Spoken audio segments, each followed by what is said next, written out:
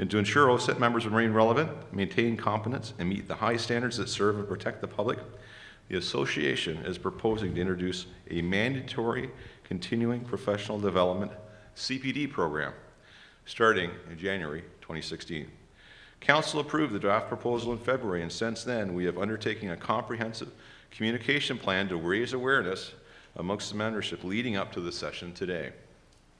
Earlier this morning, you heard my views on CPD and the importance of protecting and enhancing our designations. Now I'm looking forward to a wonderful discussion with our distinguished panel, our members in the audience, and those joining us off-site through live streaming. And yes, we are doing that again. Are we using the same for questions, email? Questions at OACETT.org.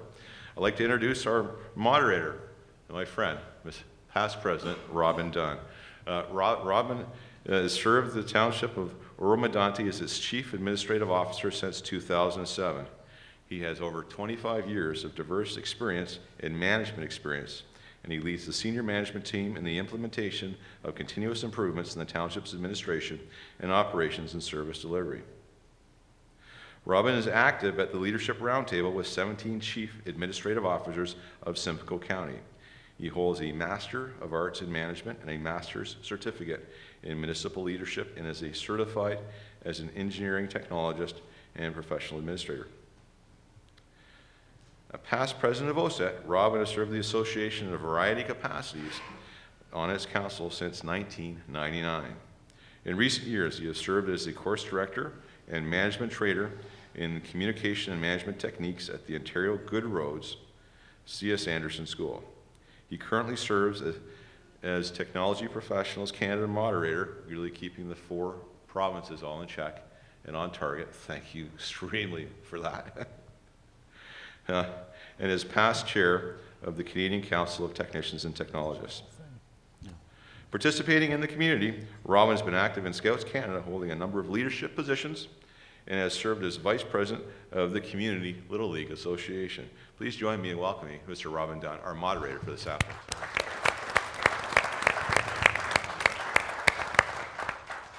Mr. President, thank you very much for the introductions, ladies and gentlemen, those that are joining via the internet. When I was asked to moderate this session today, I did not hesitate for a moment. CPD is an important step for technicians and technologists everywhere, nationally, internationally, and in Ontario. For OACETT to remain, and I emphasize remain, a respected organization for its stakeholders, and one that I firmly believe in. Thank you for this opportunity to moderate the session today. I'd like to go over a few rules for the session. For those of you that have not done so, please ensure that your mobile phones are silenced and any other electronic equipment. I heard one beeping a little earlier. Please take care of that business right now. Bob has indicated that we're streaming live, but the use of video cameras and recording equipment other than that which is being used for the streaming is not permitted. And shortly we'll go through presentations by our panelists and then round things up with President-elect Greg Miller. Greg earlier indicated he'd be speaking on CPD proposal, as well as the Elliott Lake inquiry. Following Greg's presentation, there'll be a Q&A from the floor, as well as, and thank you, Mr. President, emphasizing the opportunity to send your questions via questions@OACETT.org or through the Twitter hashtag OACETT2015. So ladies and gentlemen, our first panelist this morning is Terry Zimmer, MLIS and an MBA. Terry is the Human Resource Lead for RV Anderson Associates. It's a 250-person professional consulting organization headquartered in Toronto. As part of Terry's role, she is the firm's professional development and individual training program coordinator. And certainly the concept of lifelong learning is ingrained into the firm's culture. Regardless of the staff level, all employees undertake comprehensive professional development throughout their careers. And just on one note, and I'll turn things over to Terry, if you heard what Bob was saying at the beginning, Mr. President, about that opportunity and the feedback that you got so many years ago, I saw Terry nodding very intently when Bob was talking about the importance of ongoing PD. Terry Zimmer, ladies and gentlemen. Thank you very much, and thank you for having me here today. When I sat down to write some notes about what I was going to say today, about how important continuing professional development is to RVA as an employer, and how much emphasis RVA actually puts on PD, I thought, oh, this is going to be really easy. So, you know, I'm HR, I had all these metrics and charts and things going up on my wall, and I realized that professional development is so entwined in our company culture. In fact, it's a foundation block that it's not possible to separate it out. All aspects which make RV Anderson a successful company, from recruitment to business development to succession planning, all lead back in some way to the importance we put on the professional development of our staff. This is evident at a time when our industry, like many others, is still struggling with the fallout from the economic downturn. RVA has stayed competitive, continuing to win large projects and receive industry awards and recognition for innovation and ideas. In 2014, we had our most profitable year in business, in part because of our professional development program.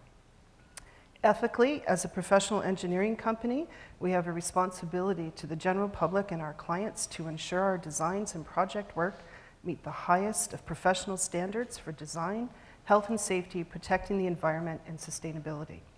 Every time there is a catastrophic industry event, there is a palpable silence that falls across our offices as everyone takes a quiet moment of reflection and a bit of, that could have been us. How can we ensure it's not us? The trust of the public is not something that we take lightly, nor should anyone in the industry. So how do we maintain and achieve this standard? Well, 40 years ago, RV Anderson implemented a mandatory professional development program for all staff. It's right from our receptionists up to our president, all our engineers, our technicians, and the support staff. Everyone is encouraged, supported, and expected to maintain a certain level of professional development throughout the course of the year, and to ensure that those activities are tracked and maintained, we've tied it into our profit sharing and our performance bonus procedures. Our career progression: to become an associate of the firm, you must be active in your professional association. If you've been around here for the past day and a bit, you will have heard many of our members are active in OACETT. It is an organization that we hold in high esteem and ties in with our recruitment. One of our questions that we ask when we do recruiting is, are you active in your professional association? Do you do continuous professional development? Are you a member of OACETT? Are you not a member of OACETT? Why aren't you a member of OACETT? Are you getting your CET? As a consulting industry today, you really have to be competitive, and to be competitive, you have to be innovative. To be innovative, you always have to be learning. You always have to make sure that your project designs are innovative, safe, sustainable, and those ideas come from professional development. It doesn't stop when you come out of college or university. Attending conferences, reading journals, staying on top of industry trends, they're all patterns in the lifelong learning process. Being safe and sustainable, RV Anderson has an excellent safety record, and part of that is because of our in-house training program. Without that, we wouldn't be able to reach the level of success that we wish to continue with. As we strive to be industry leaders in new initiatives as they come out, such as the Envision rating system and CFD modeling and trenchless technologies, we do that through supporting professional development of our staff. Professional development and lifelong learning is so tied into our culture that without it, as Bob had mentioned, I don't think you would be successful with our company. It would definitely give you a competitive edge, and it's something that as individuals we should always be striving to make sure that we increase our knowledge and our technical capabilities. Right down to our recruitment processes, when we're looking for ideal candidates, we're likely to hire someone who is active in their professional development over someone who isn't. The proposed OACETT Continuing Professional Development Program is excellent. It's something that RV Anderson supports wholeheartedly, and we look forward to seeing it roll out in the future. And I'd like to just take a minute and congratulate everybody on putting that process together. Thank you.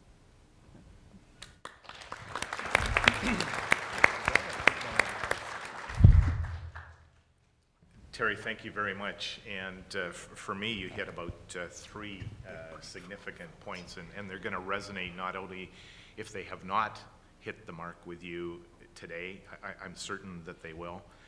RV Anderson is a learning organization, and it's encouraged for every staff member to undertake that. I thought it was very interesting, Terry, how you have, from a corporate perspective, integrated not only PD, but PD and link that to performance recognition.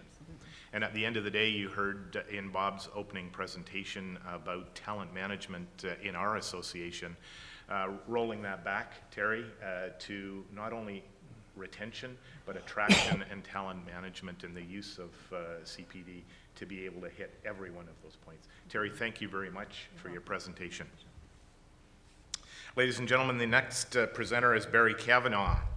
For many of you, Barry is a friend and colleague. Barry Kavanaugh, JD, is the Chief Executive Officer and General Counsel of the Association of Science and Engineering Technology Professionals of Alberta. Prior to this, he was the founding Chief Executive Officer of the Alberta Pharmacists Association from 2000 to 2007. And from 96 to 2000, he served as the Executive Director for the Canadian Bar Association in British Columbia. Prior to his role at the Canadian Bar Association, Barry practiced law in Edmonton, focusing on administrative law and litigation. He's a former president of the Multiple Sclerosis Society of Canada, the Alberta Division, served as chair of the Canadian Diabetics Association National Advocacy Council. He's active in a wide range of professional organizations and community activities, and served and has been an officer on multiple boards. Mr. Kavanaugh is currently the public appointee on the Council of the Alberta College of Pharmaceuticals and is the past chairperson of the Community Advisory Board of the City Council for the City of Edmonton. Ladies and gentlemen, Barry Kavanaugh.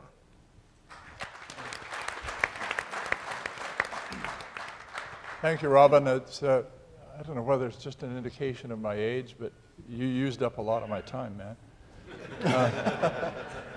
First, I'd like to give a shout out to my LinkedIn connections in the audience. I've got a few from OACETT, and I think that in itself speaks about continuing professional development, because I'm something of a fossil. When I picked up a computer for the first time, they had to tell me, the only thing you need to remember is don't hit delete. But since that time, you'll be pleased to know that I've mastered LinkedIn. I still don't know what it's useful for, but we're figuring that out. I'm a believer in lifelong learning, and I've had experience in it as a legal professional, and I've seen it in my staff throughout the course of my career. People will still ask me, why you're with ASSET now, why are you reading those law books? Well, I can't stop. Frankly, it interests me.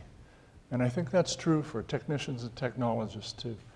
I know that everybody in this room is engaged in lifelong learning, whether you know it or not. CPD came to ASSET as a mandatory requirement in 2009 when our legislation as a self-regulating profession, which gives us the same status as engineers and lawyers and so forth, was proclaimed in force. It sounds like it was forced on us, but in truth, we welcomed it. And then came the discussions. In Alberta, at least, all the genuine self-regulating professions are required to maintain a level of currency with their professional knowledge in keeping with the public interest as a condition of their right to self-regulate. So while the requirement came in legislation, ASSET was enthusiastic about it. We believe that all professionals whose work may impact public safety or whose work may impact the reputation of their fellow professionals, however marginally, should be required to stay current in their fields. Imagine, if you will, being treated by a 60-year-old physician who had never made any effort to remain up to date since medical school 30 years ago. A lot changes, even day to day, and people in this room know that better than I do, I think.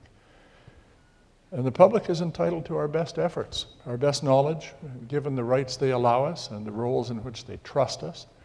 They expect that we actually know what we're doing Development of our program had to straddle a few kinds of concerns, but we demanded 4 key considerations. One, that it should have sufficient rigor to ensure that members are actually retaining their professional currency. We wanted to be serious about it. 2 was flexibility. Not everybody's the same. We have 18,000 members and almost every one of them has something different about their job. 3, self-direction. Members know best what they need in their current work. It doesn't help at all if we tell them what they need. And 4, ease of use. It's got to be user-friendly, whether it's from the field or from the office. The flexibility of our program gives members the liberty to select their own learning needs. These are responsible professional adults, after all. And there's no expectation that they take time away from work necessarily or incur added costs.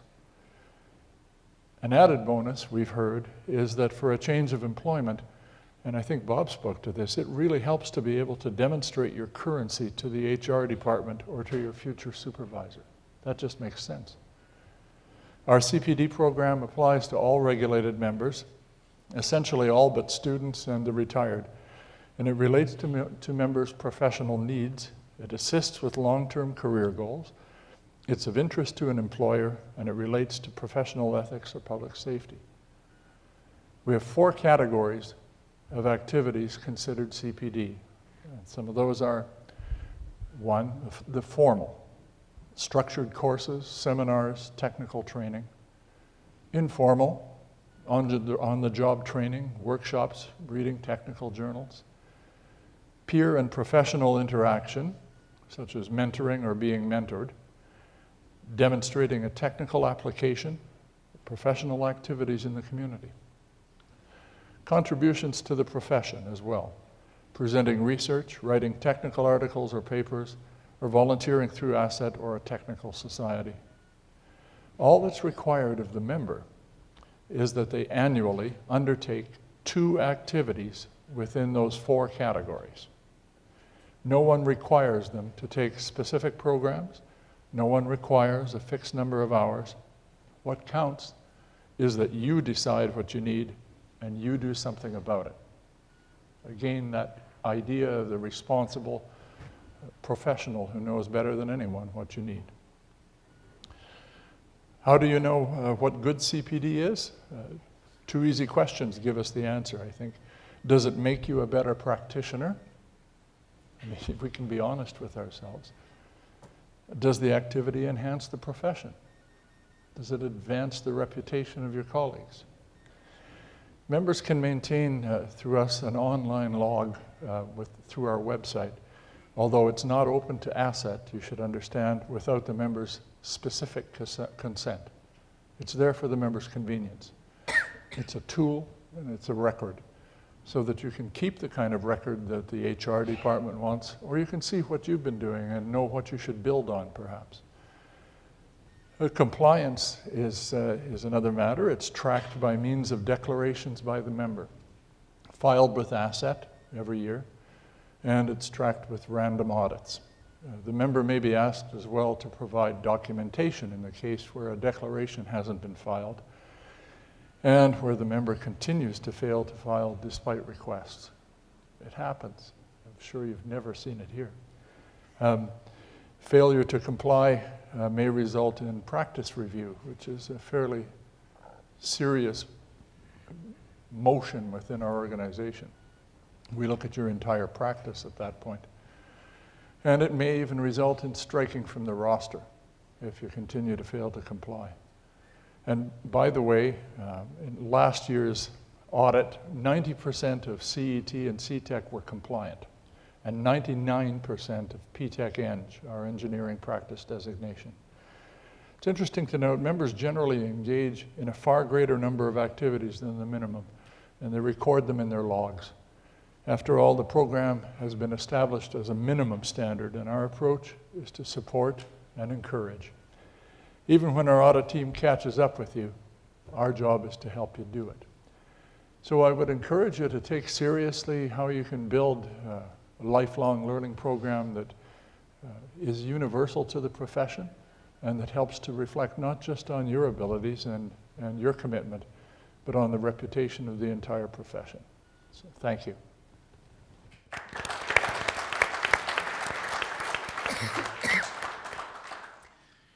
Thank you for that presentation, Barry. You know, my takeaway on your presentation, three things. At the end of the day, wow, the percentage of engagement in Alberta is significant.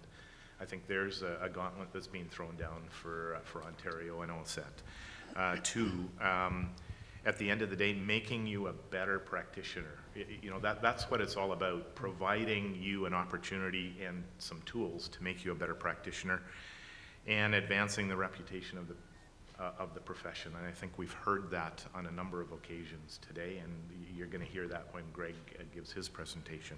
Thank you, Barry.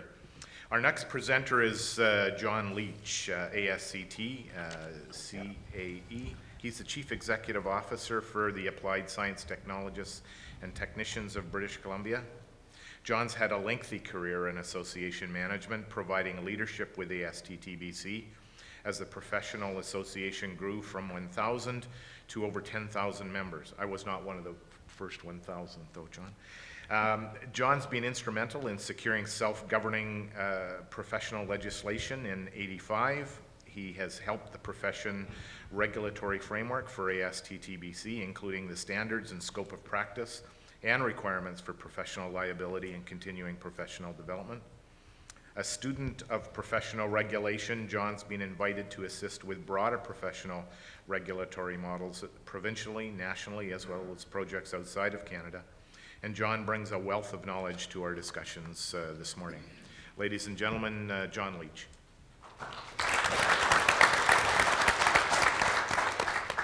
Well, thanks very much. Hopefully my comments will reflect well on our profession and dovetail with Barry's great observations. You know, when we look at professional development, there's a starting point with all of this, and it's about professional reliance. So the question is why? Why are we at that point where we're implementing continuing professional development requirements? Governments and regulatory bodies across this country, and certainly in British Columbia, are looking for professionals, designated practitioners, to assume responsibility for certain works. And they're expecting a high level, a high caliber of delivery in terms of those service. So looking at professional reliance at a high level, you know, you would ask the question, how many of you have flown recently, visited a doctor, entered a multi-story building, driven across a bridge? Most likely, most of you have done that, and you've never once thought about your safety. And there's a reason for that, and that is that we can rely upon these designated professionals. These individuals who, in many ways, offer their services in design, construction, inspecting, testing, maintenance. How do we know that? How do we really know that they, in fact, are fully competent and continue with that competence? Our society typically looks for checks and balances.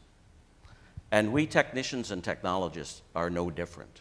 What we do, what you do day in and day out in your firms, whether you're self-employed or working for an employer, has an impact on public health and safety. The OACETT Code of Ethics says at Section 2F that you will keep informed to maintain proficiency and competence. We could leave it at that.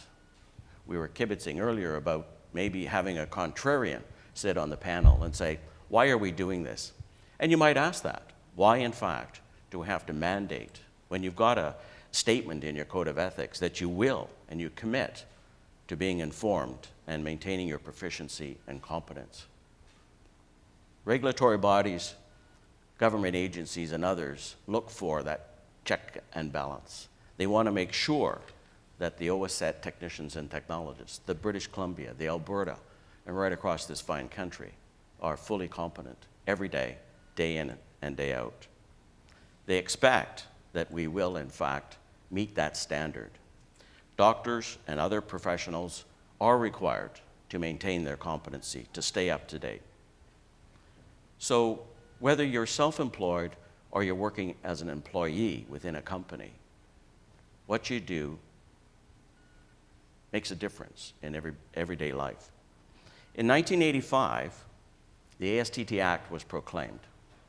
And for us, it was a gentle journey towards mandatory CPD. The Act then stated by regulation that the Council could implement a continuing education program. That was in 1985. In the late 80s, we started talking about where that might take us.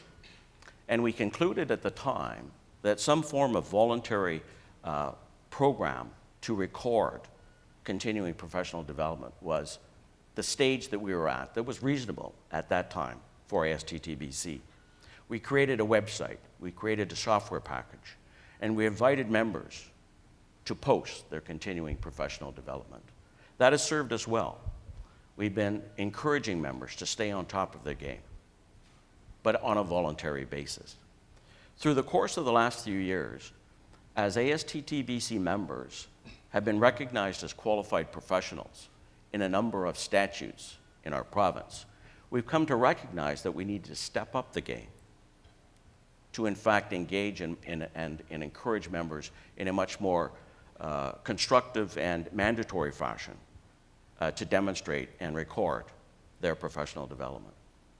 As of January of 2015, the ASTT Council made it mandatory that members report their continuing professional development. Now again, for ASTTBC, we're not rushing to enforce. This is not a witch hunt. Our goal, our game, is to help members achieve their continuing professional competence. Auditing will start for some of our technical specialty areas, for example, where members are offering services directly to the public, in-house inspection, fire protection inspection and testing. In a number of specific fields where members on an individual basis offer the service directly to the public, we'll start auditing very soon. All members will be audited before 2020. A new software package we're introducing will help us do that. And the hope is that we'll be able to automatically send out a message to Barry that says, "Congratulations, Barry. Bob, you've done an excellent job with your CPD reporting." On the other hand, it may also send a note that says, "Hey, John, you're not quite up to standard in terms of your CPD development." And as Barry indicated, at some point in time, in accordance with our responsibility to serve the public interest, members could be struck from the register. That's not our intent. It's a positive, proactive process to encourage enhanced professionalism for each and every one of our members in service to the public. Requiring reporting and auditing of CPD is part of what is needed to achieve legitimacy, true and full legitimacy as a self-governing professional body. We extend best wishes to OACETT as you explore this journey, and we look forward to working with you in this. Thanks very much.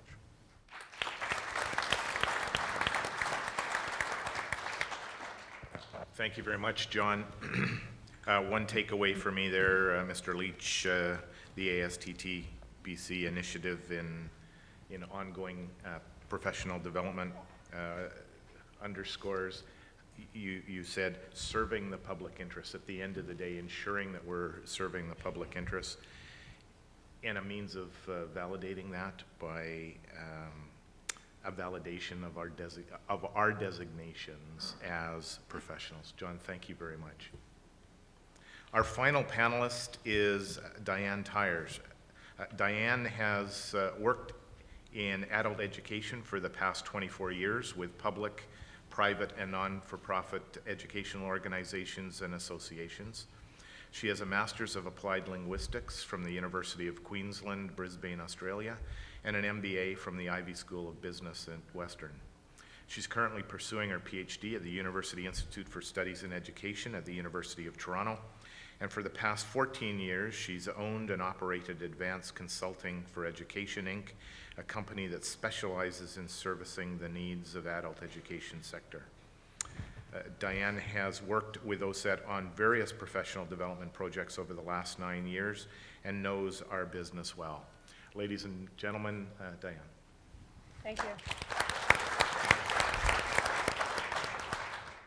I think I want few people who have to take glasses off in order to read, so it's usually, you have to put them on to read. But okay, I'm going to take a sort of a big picture look at professional development. So I'm going to kind of take us up to about 30,000 feet when it comes to continuing professional development, because I do work across a wide variety of sectors, not just the engineering technology sectors. So that's kind of my role.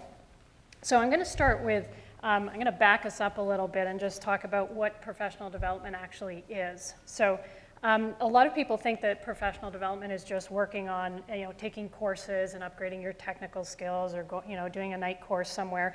But professional development is actually much more than that.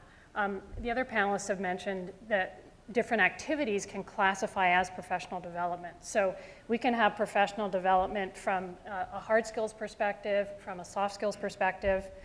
We can have professional development that focuses on knowledge, or that focuses on practice, being able to do things. We can have professional development that we work on individually, or that we do with colleagues, or we do with classmates.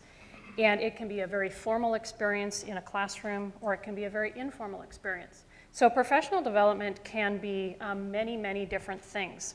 And why it's important to understand this is that many professionals are actually doing professional development, but they don't realize it, okay? So when an association brings in a professional development program, there's often panic and, oh no, I'm gonna have to, add lots of things to my schedule.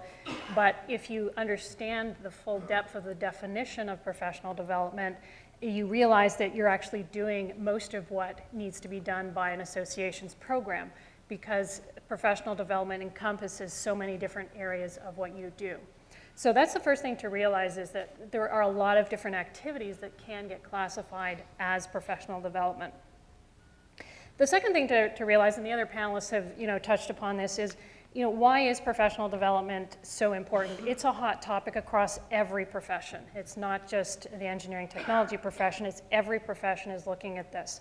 And there are a few reasons for this. The first one is, and I'm going to say something very obvious, and that is that the world is changing so quickly. There is just change on every front. And so as professionals, we are actually at the cutting edge of that change. Particularly in engineering technologists and engineering, that's very much at the cutting edge of all the change that's going on. So what you learned in school 30 years ago, or 25 years ago, even 15 or 10 years ago, that has changed. And the speed of this change is just mind-boggling. So this is why professions right across all sectors are looking at continuing professional development. The world is changing so fast that we have to keep up with it as professions. So if we look at all the change that's going on, there's actually three kind of categories to look at when it comes to your own professional development. And the first category of change is simply industry changes. So your industry might be changing, your specific sector within that industry might be changing, new technologies are coming in, new standards and codes are coming in, the market's getting more competitive, so things are changing that way. Your company maybe, or globalization is going on, so there's much more sharing of information across boundaries. So there's a lot of industry change that your professional development kind of needs to keep you on top of. Then there's workplace changes. In order to keep up with all of this industry changes, sorry, I'm an English teacher as well, so I always have to correct my own grammar here. So workplaces are also changing in response to all of the changes that are going on in industry. So your company has to continually put changes into place, and you as an employee or a member of that company, you have to keep on top of those changes as well. And so your professional development helps you do that. So you may have new responsibilities, your job may change, your organizational structure may change, and things get shifted around. You may decide to change employment and go to a new organization altogether, and that may entail more professional development on your part as well. So there are workplace changes that you need to tie your professional development into. And then finally, there are personal changes. Don't ignore the personal in here. I think it was John mentioned that professional development is very personal. It needs to meet your needs, okay? So you have to look at the personal changes that are going on and how that ties into your professional development. So maybe you have new ambitions to move up in your company. Maybe you want to make a lateral move to a different department in your organization. Maybe you just want a complete change and go into a different field or a different niche area within your field. So take a look at the personal changes that you've got going on or that you want to put into place, and look at the professional development that needs to go along with that as well. There are two other reasons to really look closely at professional development, and the first one has been mentioned by all the panelists, and that is that as professionals, you have and we have an ethical responsibility to the public. Professionals serve the public, and there is an expectation that as a professional, you will uphold a specific standard, okay? But you also have a responsibility to yourself. Don't forget yourself in this picture. You have a responsibility to yourself to make yourself the best professional that you can be and to build yourself the best career that you can build, okay? So keep that in the picture as well as when you're looking at professional development. A couple of things get in the way of professional development. And the first one is that a lot of us, we put a lot of work into our careers and we think, well, I don't need to learn anything. I was speaking with a professional from a different profession, not this one, and she had this great statement. I've been in this profession for 25 years, and there's nothing else that I need to learn. And I was not too impressed with her own perspective of herself. We do need to put our own professional pride out of the way and realize, you know what, there's tons of stuff that we need to learn. Okay, so this can get in the way of our own professional development efforts.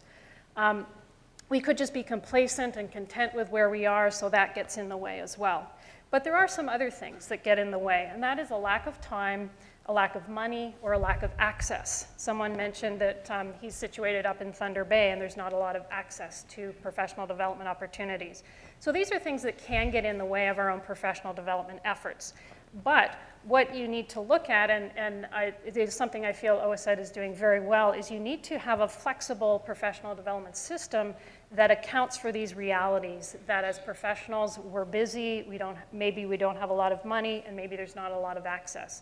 So a very flexible professional development system allows us to address these very practical concerns that we have when it comes to professional development. Okay, I will just, I'll wrap up. I'm getting a nice signal to wrap up. So I'll wrap up with just one thought. You may already be doing professional development, but why is it important to track it? And this goes back to some comments that have already been made that I will reiterate. It's important to track what you do, first of all, for your own personal record keeping, so that you can demonstrate to an employer. So Terry mentioned that her company, they look for professional development, they expect professional development. So when you're tracking your PD, that allows you to share with an employer, look, here's what I've done. So you can be proud of your accomplishments, you can demonstrate, here's what I'm good at, here's what I know, okay? And it's also very important to track your professional development because it validates you as a professional. It says, I care about my profession, I care about being good at what I do, and I care about offering you the best services and the best skills and the best experience working with me that I can offer. So this is why it's not important just to do professional development, it's also important to track it. Okay? So thanks very much. That's the 30,000 feet perspective on professional development. Thanks.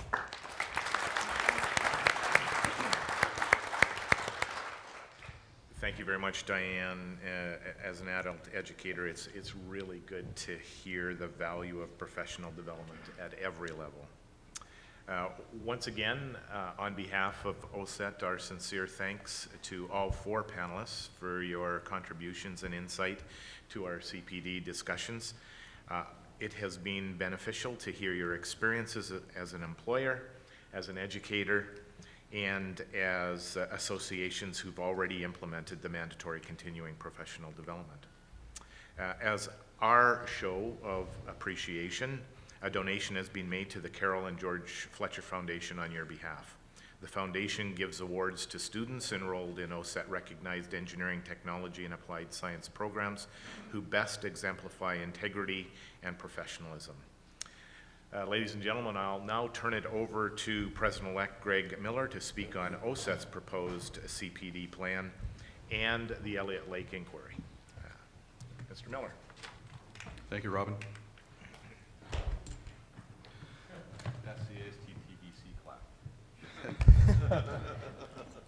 Once again, good morning, everyone, and those that are logging in from online, from the comfort of their own home or the comfort from their own office.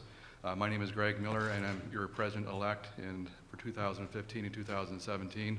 Again, thank you for joining us in a very important discussion with your association. I also want to thank our panel, Terry, Barry, John, and Diane for joining us today. Thank you very much, and thank you, Robin, for moderating today's session as well. Engineering and applied science technicians and technologists have a very important role in society to protect and serve the public. To ensure employers, government, clients, our peers and the public that we're up to date in both hard and soft skills, and that OACETT members are meeting high standards in protecting public safety, the association is recommending mandatory continuing professional development to be implemented in January 2016. The current proposal is open to input and comments from the members to make it better, and will be subject to final council decision in September of 2015. In today's presentation, I will provide you with information on the rationale. Why CPD and why now? I'll talk a little bit about the Elliott Lake inquiry and the final report that came out with the commissioner. The characteristics of the proposed OACETT plan. I'll talk a little bit of who CPD will apply to and who will it not apply to, the various CPD categories, and possible CPD options under each of those categories as well. I'll provide you with some sample CPD ideas, providing 2 possible examples, and of course, keeping track and verifying CPD compliance. I'll talk a little bit about our communication plan that we have done so far, and I'll talk a little bit about owning a professional future and finish off with some closing comments.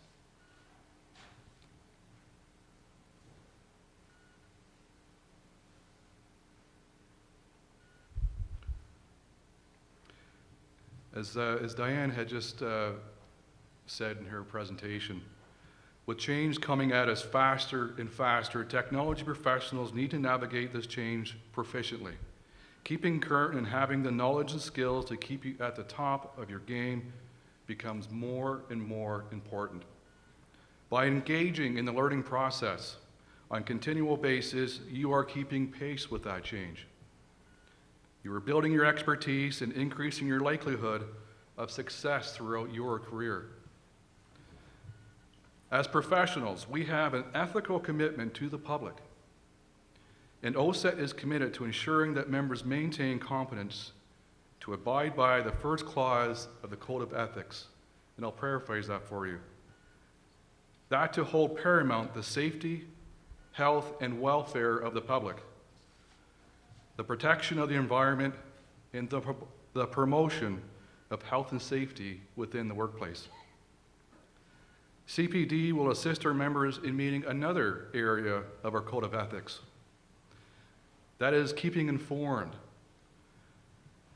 to maintain proficiency and competence, to advance the body of knowledge within their discipline, and further opportunities for the professional development of their associates.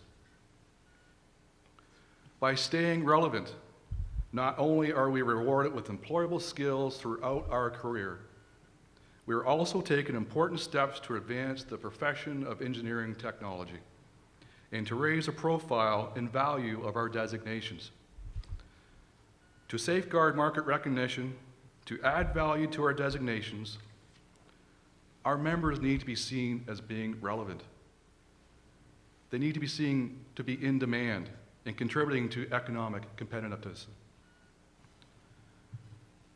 Recent structural failures and professional accountability has caused government inquiries, panels such as that for the Elliott Lake Agoma Mall partial collapse, to call for mandatory continuing learning to increase the likelihood of currency and competence.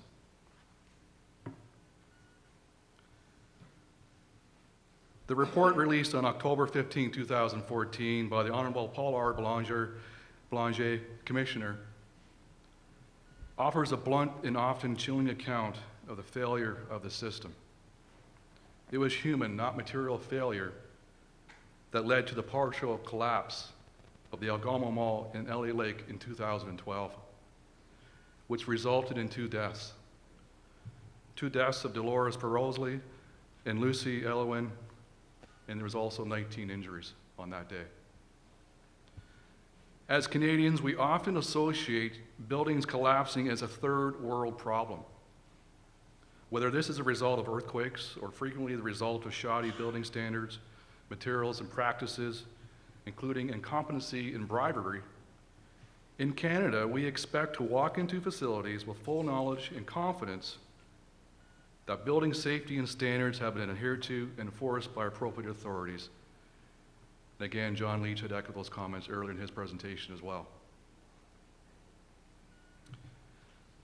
OACETT was invited by the Commissioner to participate in the public hearings in 2013 as part of the fact-finding effort by the Commissioner. The report's findings and 71 recommendations will be, no doubt, a game changer as governments, regulatory agencies, licensing and certification bodies, and the public in general contemplate the remedial steps and, of course, the cost necessary to protect the public. The report, as an OACETT member, whether you're in the building industry or not, I encourage you to at least read the executive summary to heighten our collective understanding of the importance of maintaining competency and ethics in conducting ourselves in the protection of the public interest, regardless of the discipline of which you practice in. While OACETT members, in particular, technicians and technologists in general, were not singled out in the report, as members of the building profession working in local and provincial governments, the consulting engineering sector, the building sector, we need to consider how the report applies to our profession and what steps we need to take as an association to address the deficiencies so clearly defined in that report. There are some compelling and timely reasons for implementing CPD requirements to maintain certification, including the Commissioner's call for mandatory CPD.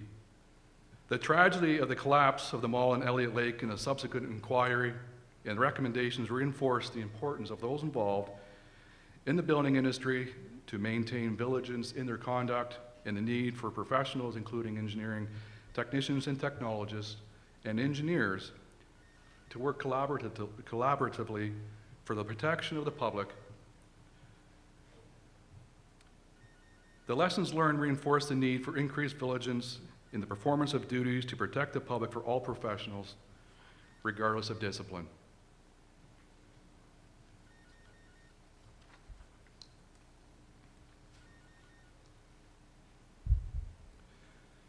Complying with the OACETT proposed continuing professional development will not be difficult. And many of our members that we currently said in our panel discussion as well will find that they already will be in compliance. The OACETT plan is flexible. I mentioned this earlier. It's designed to work with what you may already be doing to stay current on your own or for your employer, or even if you're a small business owner. Many employers include professional development as an inclusive part of employee plan growth. Such things as in-house training, workshops, health and safety refreshers are just a few popular employer-based options.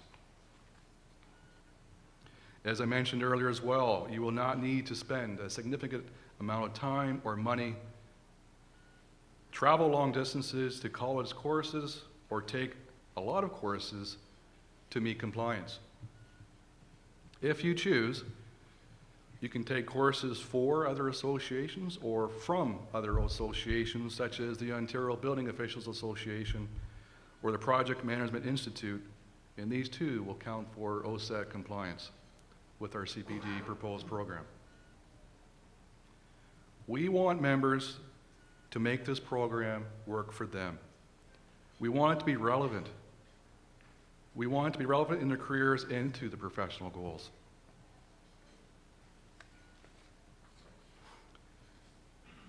So you're probably sitting there, that's fine, Greg, but who does this CPD program apply to? The current draft CPD program will apply to certified members working full-time or part-time, including life and fellow OACETT members, unless they are retired. Will also apply to associates admitted to membership pre-July 2005.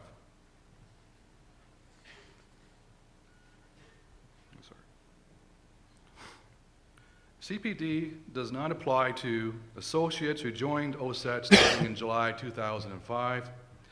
Those members will be governed by the 3- and 6-year rule, and they must certify. Once certified, they will then be required to comply with the continuing professional development program that we have in draft here today. It will not apply to students.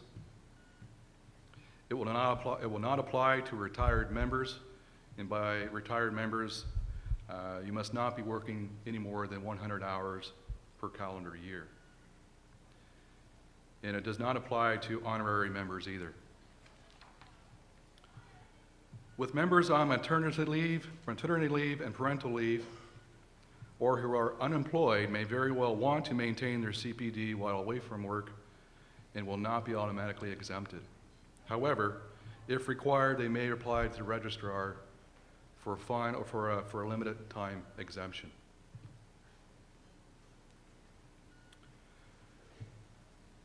Over a 3-year cycle, members are required to complete 3 activities from any of the 4 categories listed in the chart that I have on the screen here before you.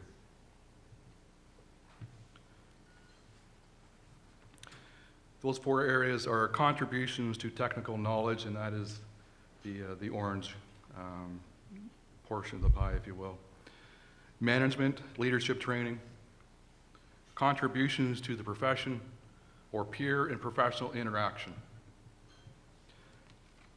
So again, over a 3-year cycle, members are required to complete 3 activities from any 4 of those categories, plus 1 half-day formal course, plus 1 half-day formal course or 1 full-day informal course or self-directed study from either the technical knowledge or management leadership training categories. So basically the left-hand quadrants, if you will.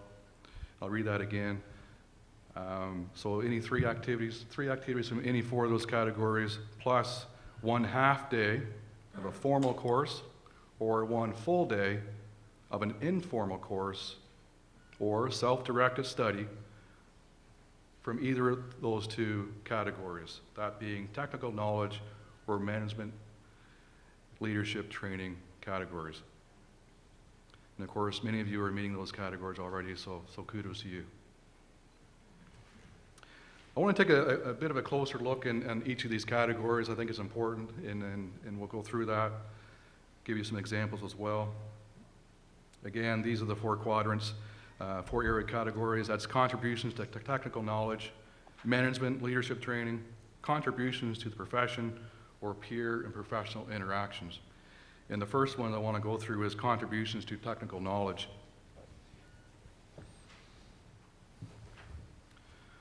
Over each 3-year cycle, you must do some CPD in either the contributions or technical knowledge or the leadership training category, as I just mentioned. If you choose to complete CPD in technical knowledge, at least 1 formal course provided by a credible educational institution or training provider equal to 1 half-day of learning is required. So a formal course, 1 half-day learning. Or if it is self-study or informal seminars, workshops, technical field trips, could be from a seminar on a supplier, manufacturer training, what have you, you must do 1 full day of learning. So there's 1, if it's informal, it's the full day.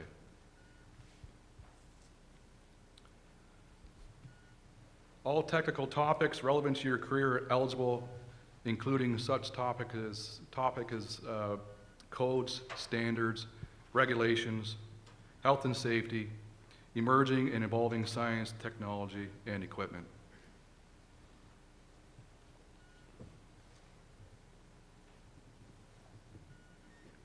If you choose to complete CPD from the management leadership training category instead of the technical, you must also complete a formal course provided by a credible educational institution or training provider equal to 1 half-day of learning. Or if self-study or if informal seminars, workshops would be equal to 1 full day of learning. And again, some examples of the management leadership topics is supervision, team building, change management, financial management, project management, soft skills, as Diane had mentioned earlier, soft skills, public speaking, presentations, could be on interviewing skills, what have you, negotiations, and of course, business etiquette. Those are all possible topics that would be eligible for that. Examples of activities from the contribution to profession category are being a member of a college or industry advisory committee. You may want to present at a conference related to your discipline or professional practice. You may want to write technical papers or articles that are published. Membership in a relevant learned society with professional development courses would also be eligible for OACETT. And I always use my own example. I'm the chief building official for the town of the Blue Mountains, and I'm also a member of the Ontario Building Officials Association, and I have to maintain my CBCO designation, which is Certified Building Code Official.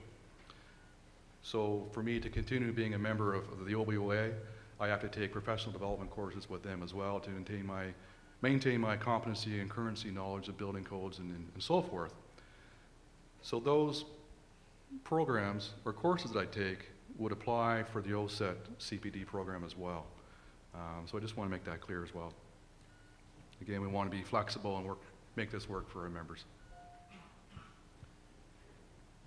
For the peer and professional interaction category, some examples are serving on an OACETT council. Could be serving on one of our IEDO boards or the PISB boards, or perhaps even OACETT committees. For example, you could be serving on a chapter executive, could be a member of the national accreditation team, subscribing to and reading discipline-related journals or technical publications, or writing a summary of what was learned or its relevance to your job or discipline.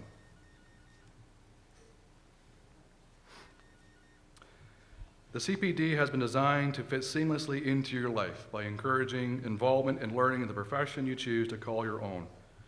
We want members to make CPD work for them.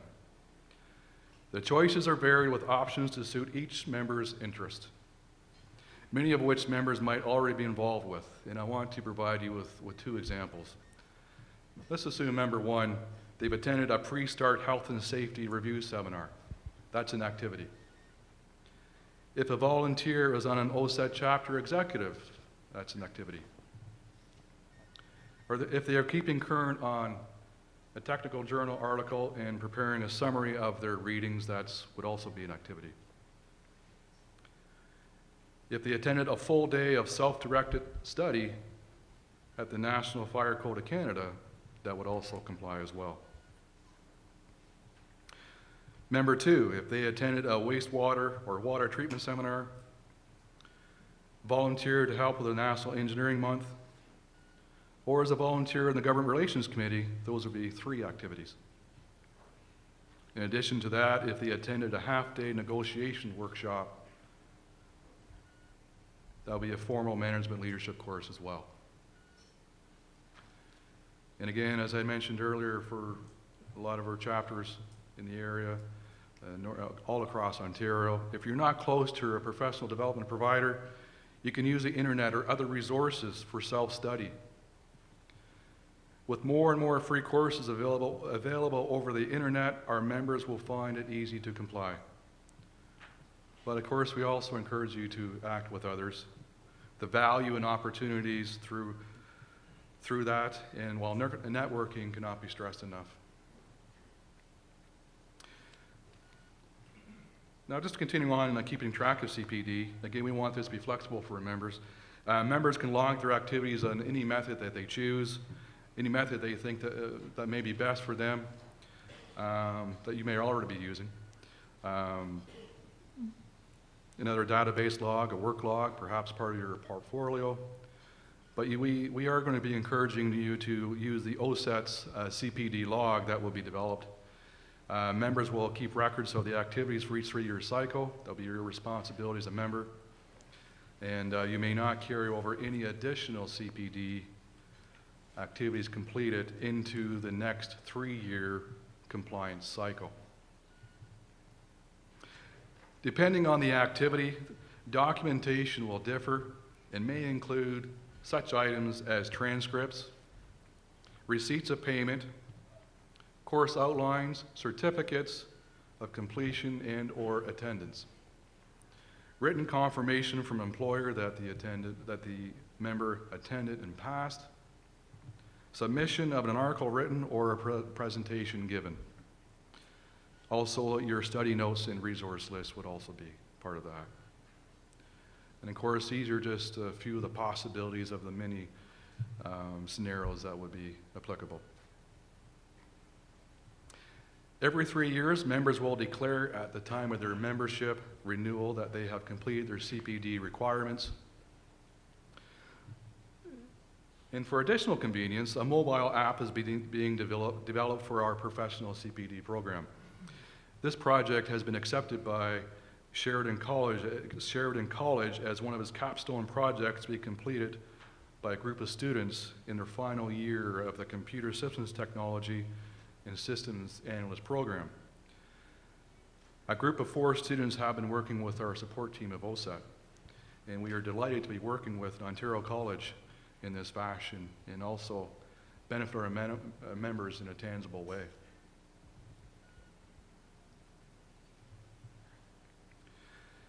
If approved, AIDO will begin to audit CPD compliance at the end of the 3-year cycle in 2019. Similar to Alberta, 1 to 2% of the members will be randomly audited for compliance. If chosen to be audited, you will send in your collected documentation for that 3-year cycle. And you'll send that to AIDO within 30 days. Certified members and associates admitted to membership pre-July 2005 found not in compliance may be given a grace period of up to 6 months. Members who lose membership due to CPD non-compliance can reinstate after submitting proof of compliance. Once their CPD has been verified, members may apply for reinstatement. The reinstatement fee will be waived for prior members who are now compliant and return to membership with 1 year of being registered for CPD non-compliance. All other reinstatement rules apply, which may have potential implications on your memberships and your membership status, such as you must reinstate within 5 years of lapse of membership or apply as a new member. You cannot be reinstated to membership designations that we no longer award, such as the Certified Engineering Technician or Applied Science Technologist. And if you have not previously written the professional practice exam, it will be assigned as a requirement upon reinstatement.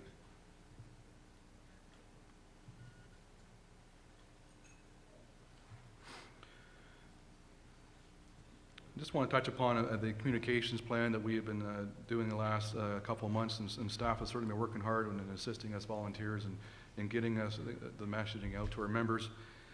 And the objectives of the communication have been simply to raise awareness of OACETT's proposed mandatory CPD with the goal of gaining member support for the program. We want to educate members about the importance and the value of ongoing professional development, and we certainly heard that from our comments from our panel here today. We also want to prepare members for the proposed policy change and the implications on their membership with OACETT. We have used eBlast. I'm sure many of you have received those. We've conducted webinars. I hosted 3 webinars that were very well attended. We had some very good discussions on those live webinars. We also had an Ontario Technologist magazine article. We also did a video, and I did that with past President Morley, and that was quite fun and very good. So thank you for staff for helping us with that. And of course, we've been using social media to our advantage to get that out and communicate awareness to our members through LinkedIn. There's been some really excellent discussion in LinkedIn and as well as Twitter. I'm not on Twitter as much, but certainly on LinkedIn. Also, the OACETT website has been updated with all the need-to-know information, such as an overview of the program, our fact sheet, and the frequently asked questions for compliance information. So we encourage you to continue to participate in discussion and engage members if possible. And finally, the benefits of CPD are many. Simply put, being up to date makes you more efficient. It makes you more marketable, more employable, more professional, confident, competitive, and committed. The list goes on and on. CPD contributes to your success. It would only help in your career, making you more attractive to employers and opening up new job opportunities. Employers see managing your professional growth as a key strength and are more often looking for employees to develop competencies that respond to the needs of the job market. It is something that they look for when they hire new employees, as President Vandenberg had mentioned earlier before. They want to see their employers invest in themselves. And they ask themselves, do they keep current? What courses or activities are they involved with? We hear time and time again that employees today need to be reactive, resilient, and be prepared for changes in careers. Changes in technologies, economic pressures that challenge your livelihood and prosperity can be diminished when you are resilient and prepared for change by keeping current. So be prepared, invest in yourself, advance your career, advance your profession, and support OACETT CPD program. Own your professional future. Thank you, ladies and gentlemen.